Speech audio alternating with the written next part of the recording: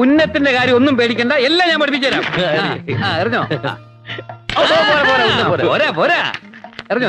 ആ കുപ്പിയിലും കല്ലിലും നോക്കണം. അങ്ങനെയല്ല, അതെ നോക്കൂ, ഇങ്ങനെ അറിയണം. ഇല്ലല്ലോ, ഇത്രയും നേരം നിങ്ങൾ രണ്ടുപേരും പറഞ്ഞത് ഇങ്ങനെയാണ്. അറിഞ്ഞോ? ഇത്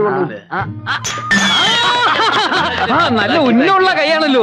നിങ്ങൾ എന്ത് ചെയ്യുന്നു? ഞങ്ങള് കഥാപ്രസംഗരാ. ഓ, അത് പറഞ്ഞപ്പോഴാണ് ഞാൻ ഓർത്തത്. ആ 2 കഥാപ്രസംഗക്കാരെ അറസ്റ്റ് ചെയ്തുകൊണ്ടിരാൻ പറഞ്ഞിട്ട് എന്തായാലോ?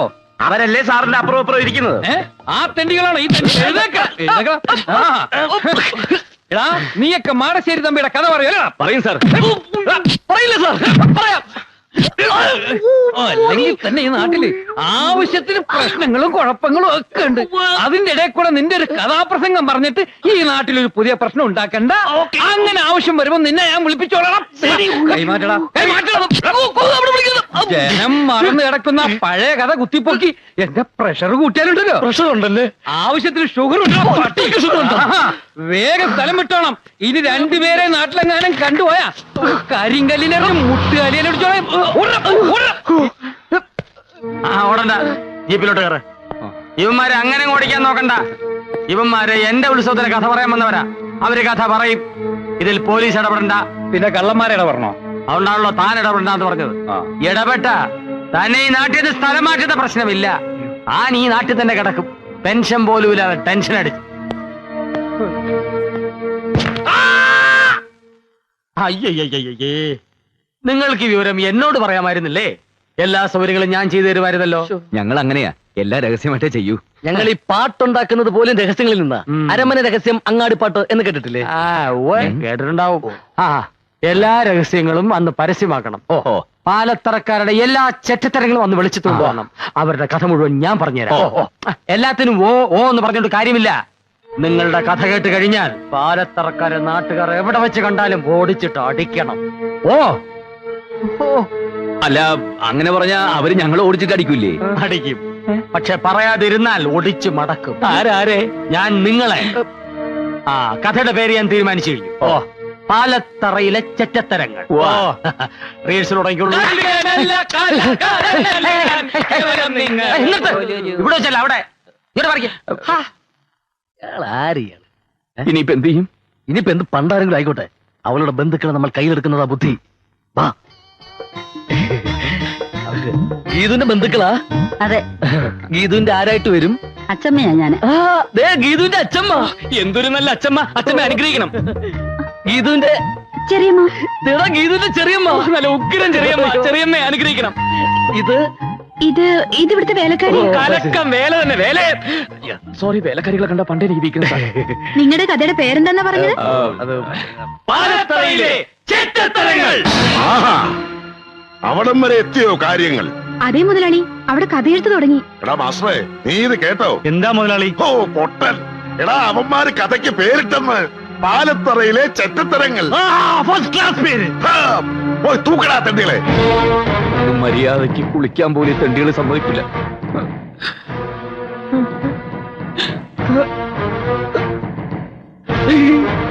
നീയൊക്കെ പാലത്തറക്കാരെ പറ്റി കഥ എഴുതും അല്ലേടാ? രണ്ടിന്റെ നാവ് ഞങ്ങൾ അറിയും. ഇവിടത്തെ ചെറ്റത്തരങ്ങൾ എന്തൊക്കെയാണെന്ന് നിന്നെയൊക്കെ ഞങ്ങൾ നേരിട്ട് കാണിച്ചു തരാം.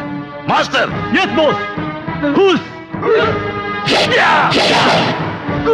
ഞങ്ങൾക്ക് മനസ്സിലായി. എനിക്കും മനസ്സിലായി.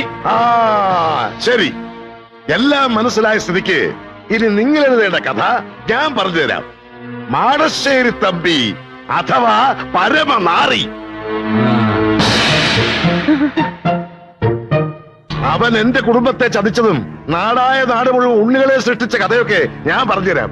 അവനിവിടെ പകരം ചോദിക്കാൻ വരുമ്പോ ഈ കഥ കേട്ട് നാട്ടുകാരവനെ ചുട്ടുകരിക്കണം. എന്താ? അങ്ങനെ പറഞ്ഞാ അവര് ഞങ്ങളെ തല്ലും. ഈ കഥ പറഞ്ഞില്ലെങ്കിൽ നിങ്ങളെ ഞാൻ കൊല്ലും. ഏതാ വേണ്ടതെന്ന് വെച്ചാ തീരുമാനിച്ചോ?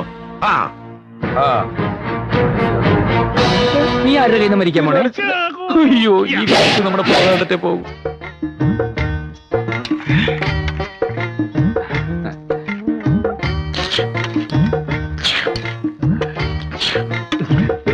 എന്താ അതിനൊരു പാലിന്റെ ചൊവ്വ?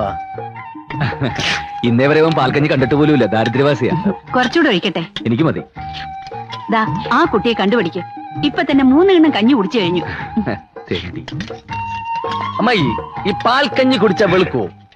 വെളുക്കുവടാ, വെളുക്കും. ഈ കുടിപ്പാണ് കുടുംബം വെളുക്കും.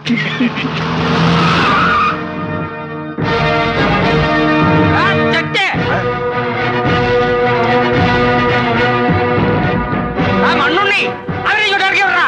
ഇറക്കി വിടാ മനസ്സിലടാ മാക്രി. നീ ഇങ്ങോട്ട് ഇറക്കി വിടാ. ഞങ്ങൾ പാൽക്കഞ്ഞി കുടിച്ചുകൊണ്ടിരിക്കുകയായിരുന്നു. അതെ, ഫിനിഷ് ചെയ്തിട്ടില്ല. ഇറങ്ങി ജീവിക്കാറാ. വെട്ടി ചുരുക്കും. ഇങ്ങോട്ട് ഇറങ്ങി വാടാ. ഈ പടി ഇറങ്ങിയ രണ്ടിലെ ചുട്ടുകളില്ലേ?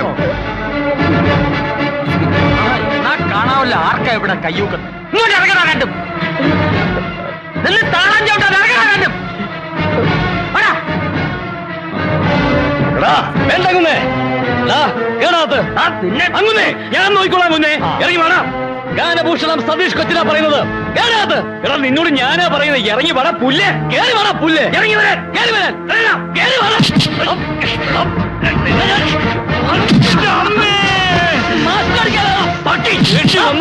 അടിക്കും നിന്നെ അടിക്കൂടാ.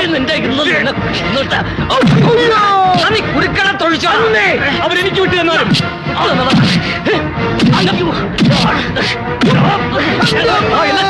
കളിക്കരമേ തുടരുന്നു.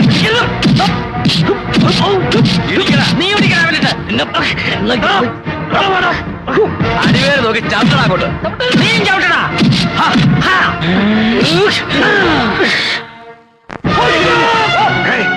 മാസ്റ്ററെ പറ്റിച്ചു. പിടിയോമാരെ നമ്മളെ വലിപ്പിച്ചടാ. പിടിയടാ കുരുക്കണേ.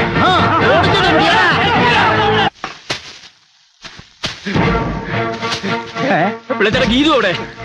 നിങ്ങൾ ഇതുവരെ എവിടെയായിരുന്നു? ഞാൻ നിങ്ങളെ എവിടെയൊക്കെ തപ്പി. ഞങ്ങള് തടി തപ്പി വന്നതല്ലേ. നിങ്ങൾക്ക് ഇപ്പൊ എന്തിനാ തടി? വടക്കേപ്പുറത്തൊരു നല്ല തടി കിടപ്പുണ്ട്. മാഞ്ചിയം അത് പറ്റുമോ നോക്ക്. മാഞ്ചിയത്തെ പറ്റി ആടിനെ പറ്റി എന്തെങ്കിലും പറഞ്ഞാൽ നിന്നെ കഴുത്തിയാൻ പറ്റും. സ്റ്റേജ് കെട്ടാനാണെങ്കിൽ നല്ല മുള്ളുള്ള മുരുക്കിന്റെ തടി ഉണ്ടല്ലോ, അതുപോലെ. മുരുക്ക് ആ തടിയല്ല. ഞങ്ങളുടെ തടി അപകടത്തിലാന്നാ പറഞ്ഞു. വേഗം പറ ഗീതു അവിടെ. ഗീതുമോൾ അകത്തുണ്ട്.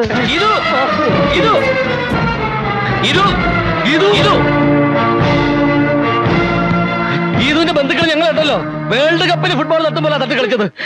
ഒരു വിധത്തിൽ അവിടെ രക്ഷപ്പെട്ടു വന്നത്. നിങ്ങൾ എന്തിനാ ആവശ്യമില്ലാത്ത കാര്യങ്ങളിലൊക്കെ ഇടപെടാൻ പോകുന്നത്? ആവശ്യമില്ലാത്തടത്തൊക്കെ പോകാൻ പോയത്? ആവശ്യമില്ലാത്തടത്തോ? ഗീതുവിന്റെ ബന്ധുക്കൾ എന്ന് പറയുമ്പോ ഇപ്പൊ എന്റെയും കൂടി ബന്ധുക്കളല്ലേ? അതെ.